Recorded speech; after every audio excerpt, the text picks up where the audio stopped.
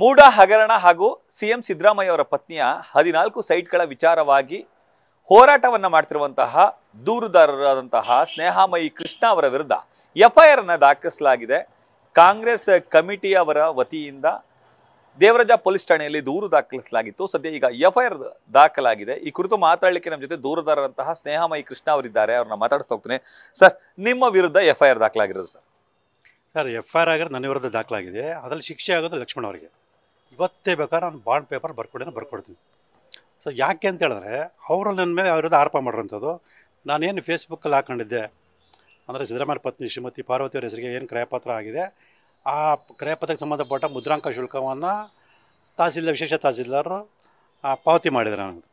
So ಅದನ್ನು ಸ್ವತಃ ಲಕ್ಷ್ಮಣವರು ಒಪ್ಕೊಂಡಿದ್ದಾರೆ. ಮಾಧ್ಯಮದ ಮುಂದೆ ಮಾತಾಡ್ತಾ ಪಾರ್ವತಿಯವರು ರಿಕ್ವೆಸ್ಟ್ ಮಾಡ್ಕೊಂಡಿರ್ಬೋದು, ಹಾಗಾಗಿ ತಹಸೀಲ್ದಾರ್ ಪಾವತಿ ಮಾಡಿದ್ದಾರೆ ಅಂಥೇಳಿ ನಾನು ಆರೋಪ ಸುಳ್ಳಾಯಿತು. ಅವ್ರು ನನ್ನ ವಿರುದ್ಧ ಕಂಪ್ಲೇಂಟ್ ಕೊಟ್ಟಿರೋದೆ ನಾನು ಸಮಾಜದಲ್ಲಿ ಅಶಾಂತಿ ಉಂಟು ಮಾಡುವ ನಿಟ್ಟಿನಲ್ಲಿ ಸುಳ್ಳು ಆರೋಪ ಮಾಡಿದ್ದೀನಿ ಅಂತೇಳಿ. ಸೊ ನಾನು ಸುಳ್ಳು ಆರೋಪ ಮಾಡಿಲ್ಲ, ಸತ್ಯ ಆರೋಪ ಮಾಡಿದ್ದೀನಿ ಅಂತ ಅವರೇ ಒಪ್ಕೊಂಡ್ಮೇಲೆ ಸೊ ನಾನು ಸುಳ್ಳು ಆರೋಪ ಮಾಡಿದ್ದೀನಿ ಹೇಗೆ ಬರ್ತದೆ? ಸೊ ಅವರೇ ನನ್ನ ವಿರುದ್ಧ ಸುಳ್ಳು ಆರೋಪ ಮಾಡಿ ಸುಳ್ಳು ಪ್ರಕರಣ ದಾಖಲು ಮಾಡೋದ್ರಿಂದ ಅವ್ರ ವಿರುದ್ಧವೇ ಕ್ರಮ ಆಗುತ್ತೆ. ಇದರಲ್ಲಿ ಅವರಿಗೆ ಶಿಕ್ಷೆ ಆಗೋಂಥ ಎಲ್ಲ ಸಾಧ್ಯತೆಗಳಿದೆ. ಅಂದರೆ ಬದಲಿ ದೂರು ಕೊಡ್ತೀರಾ ಸರ್ ನೀವೇನು ಸರ್? ಅಲ್ಲ, ಬದಲೇ ದೂರಲ್ಲ ಸರ್. ಕಾನೂನು ಏನು ಹೇಳುತ್ತೆ ಅಂತಂದರೆ ಸುಳ್ಳು ದೂರು ಕೊಟ್ಟರ ವಿರುದ್ಧ ಕಾನೂನು ಕ್ರಮ ತಗೊಳ್ಬೇಕು ಅಂತ ಶಿಕ್ಷೆ ಕೊಡಬೇಕು ಅಂತ ಹೇಳುತ್ತೆ.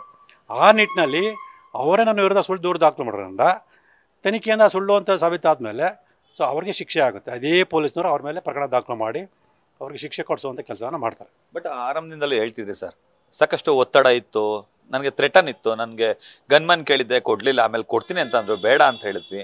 ಮತ್ತು ನನ್ನ ಹೋರಾಟವನ್ನು ಹತ್ತಿಕ್ಕುವಂಥ ಕೆಲಸಗಳನ್ನ ಮಾಡ್ತಿದ್ದಾರೆ. ಭಾಷಣಗಳ ಮೂಲಕ ನನ್ನನ್ನು ಹೋರಾಟವನ್ನು ಹತ್ತಿಕ್ಕುವಂಥ ಪ್ರಯತ್ನಗಳು ಸಾಕಷ್ಟು ನಡೆದವು ಅಂತೇಳಿ ಈಗ ಎಫ್ಐಆರ್ ದಾಖಲಿಸಿದ್ದಾರೆ ಸರ್. ಸರ್ ಎಫ್ಐಆರ್ ದಾಖಲಾಗಿರೋದು ನನಗೆ ಅನುಕೂಲ ಸರ್. ಮತ್ತು ಇನ್ನೊಂದು ಏನಂತಂದರೆ ನನಗೆ ರಕ್ಷಣೆ ಕೊಡಿ ಅಂತೇಳಿ ನಾನು ಮನವಿ ಪತ್ರ ಕೊಟ್ಟಿದ್ರು ಕೂಡ ಇವತ್ತವರೆಗೂ ನನಗೆ ರಕ್ಷಣೆ ಕೊಡ್ತೀನಿ ಅಂತೇಳಿ ಯಾರೂ ಹೇಳಿಲ್ಲ. ಆದರೂ ಕೊಟ್ಟರು ನಾನು ಬೇಡ ಅಂತೇಳಿ ನಾನು ಹೇಳಿದನಷ್ಟೇ. ಇಲ್ಲಿ ಮುಖ್ಯವಾಗಿ ಗಮನಿಸ್ಬೇಕಾದ್ರೆ ನನ್ನ ದೂರರ್ಜಿಯನ್ನು ಆಧರಿಸಿ ಮಾನ್ಯ ಉಚ್ಚ ನ್ಯಾಯಾಲಯದಲ್ಲಿ ವಿಚಾರಣೆ ನಡೆದಿದೆ. ಸೊ ನಮ್ಮ ಪರವಾಗಿ ತೀರ್ಪು ಬಂದಿದೆ. ಮಾನ್ಯ ಜನಪ್ರತಿನಿಧಿಗಳ ವಿಶೇಷಣೆಯಲ್ಲೂ ಕೂಡ ನಮ್ಮ ಅರ್ಜಿನ ಮತ್ತು ನಾನು ಕೊಟ್ಟಿರ್ತಕ್ಕಂಥ ದಾಖಲೆ ಸಂಗ್ರಹ ಮಾಡಿ ಮೇಲ್ನೋಟಕ್ಕೆ ಆರೋಪ ಸಾಬೀತನ್ನು ಕಾರಣದಿಂದಲೇ ಪ್ರಕರಣ ದಾಖಲು ಮಾಡೋಕ್ಕೆ ಆದೇಶ ಮಾಡೋದು. ಈಗಿದ್ದರೂ ಕೂಡ ಸಿದ್ದರಾಮಯ್ಯವರು ಎಲ್ಲೋದ್ರೂ ಕೂಡ ಎಲ್ಲ ಭಾಷಣಗಳು ಕೂಡ ನನ್ನ ವಿರುದ್ಧ ಸುಳ್ಳು ಆರೋಪ ಮಾಡಾಗಿದೆ, ಸುಳ್ಳು ಪ್ರಕರಣ ದಾಖಲು ಮಾಡಾಗಿದೆ, ಯಾವುದೇ ಸಾಕ್ಷ್ಯದಲ್ಲ ಆಗಿದೆ ಅಂತೇಳಿ ಮತ್ತು ಇದ್ರ ವಿರುದ್ಧ ನೀವು ಹೋರಾಟ ಮಾಡಬೇಕು ಅಂತೇಳಿ ಜನರಿಗೆ ಪ್ರಚೋದನೆ ಕೊಡ್ತಾರೆ ಸಿದ್ದರಾಮಯ್ಯವರು, ನಾನಲ್ಲ.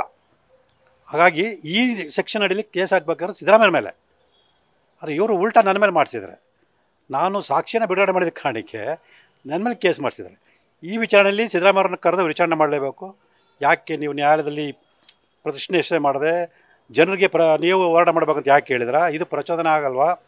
ಜನರು ಹೇಗೆ ಹೋರಾಟ ಮಾಡೋಕ್ಕೆ ಸಾಧ್ಯ ಆಗುತ್ತೆ? ಹಾಗಾದ್ರೆ ತನಿಖಾಧಿಕಾರಿ ವಿರುದ್ಧ, ಸ್ನೇಹಮಯಿ ಕೃಷ್ಣ ವಿರುದ್ಧ ಜನರು ಹೋರಾಟ ಮಾಡಬೇಕಾ ಅಥವಾ ನೀವು ಕಾನೂನುಬದ್ಧವಾಗಿ ನ್ಯಾಯಾಲಯ ಪ್ರಶ್ನೆ ಮಾಡಬೇಕಾ ಅಂತೇಳಿ ಸಿದ್ದರಾಮಯ್ಯವ್ರನ್ನ ತನಿಖಾಧಿಕಾರಿ ಕೇಳಬೇಕಾಗುತ್ತೆ. ನಿಮ್ಮ ಹೋರಾಟವನ್ನು ಹತ್ತಿಕ್ಕುವಂಥ ಪ್ರಯತ್ನ ಹೇಗೆ ಸರ್? ಹೌದು ಸರ್, ಹತ್ತಿಕ್ಕೋ ಪ್ರಯತ್ನ ಮಾಡ್ತಾ ಇದ್ದಾರೆ. ಆದರೆ ಹತ್ತಿಕ್ಕೋ ಸಾಧ್ಯತೆ ಇಲ್ಲ. ನನಗೆ ಬಲವಾದ ಪುಷ್ಟಿ ಸಾಕ್ಷಿಗಳು ಸಿಗ್ತಾ ಇರ್ತದೆ. ನೋಡಿ, ಈಗ ತನಿಖೆಯಿಂದ ತಹಸೀಲ್ದಾರ್ ಯಾಕೆ ದುಡ್ಡನ್ನು ಪಾವತಿ ಮಾಡಿದ್ರು, ಪಾರ್ವತಿಯವರು ಬೆಂಗಳೂರಿನಲ್ಲಿ, ತಹಸೀಲ್ದಾರ್ ಮೈಸೂರಿನಲ್ಲಿ, ಪಾರ್ವತಿಯವರಿಗೂ ತಹಸೀಲ್ದಾರ್ಗೆ ಯಾಕೆ ರಿಕ್ವೆಸ್ಟ್ ಮಾಡಿಕೊಂಡ್ರು, ಪಾರ್ವತಿಯವರ ಮನವಿಯನ್ನು ತಹಸೀಲ್ದಾರ್ ಪರಿಗಣಿಸ್ತಾರೆ ಅಂದರೆ ಯಾವ ಕಾರಣಕ್ಕೆ ಪರಿಗಣಿಸ್ತಾರೆ? ಹಾಗಾದ್ರೆ ಜನಸಾಮಾನ್ಯರು ಕೂಡ ಮನವಿ ಮಾಡ್ಕೊಂಡು ಇದೇ ರೀತಿ ಅವರು ಪರಿಗಣಿಸ್ತಾರ? ಮತ್ತು ಅವರು ಯಾಕೆ ಈಗ ನಾನು ಕೇಳ್ತಾ ಇರೋದು, ಒಬ್ಬ ಉಪನೋಂದಣಾಧಿಕಾರಿ ಖಾಸಗಿಯಾಗಿ ನೋಂದಣಿ ಮಾಡ್ಬೇಕಾದ್ರೆ ಅದೇ ಅದರ ನಿಯಮಗಳಿದೆ, ಅದೇ ಆದ ಕಾರಣಗಳಿದೆ.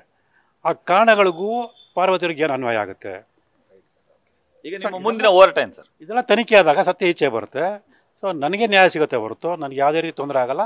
ತೊಂದರೆ ಆಗೋದೇ ಸಿದ್ದರಾಮಯ್ಯ, ಪಾರ್ವತಿ ಮತ್ತು ಲಕ್ಷ್ಮಣ್ ಅವರಿಗೆ. ಹಾಗಾಗಿ ಇದು ಎದುರಂಥ ಪ್ರಶ್ನೆನೂ ಇಲ್ಲ. ಇದ್ರೆ ನನ್ನ ಹೋರಾಟಕ್ಕೆ ಯಾವುದೇ ರೀತಿ ತಡೆನೂ ಆಗಲ್ಲ, ಏನೂ ಆಗಲ್ಲ ಸರ್. Thank you sir. ಇದಿಷ್ಟು ದೂರುದಾರರಂತಹ ಸ್ನೇಹಾಮಯಿ ಕೃಷ್ಣ ಅವರ ಮಾತುಗಳು. ಕ್ಯಾಮ್ರಾಮನ್ ವಿನಯ್ ಜೊತೆ ರವಿ ಪಾಂಡವ ಅವರ news first Mysuru. News first ನಿರ್ಭೀತಿಯಿಂದ ನಿಮ್ಮ ಪರವಾಗಿ.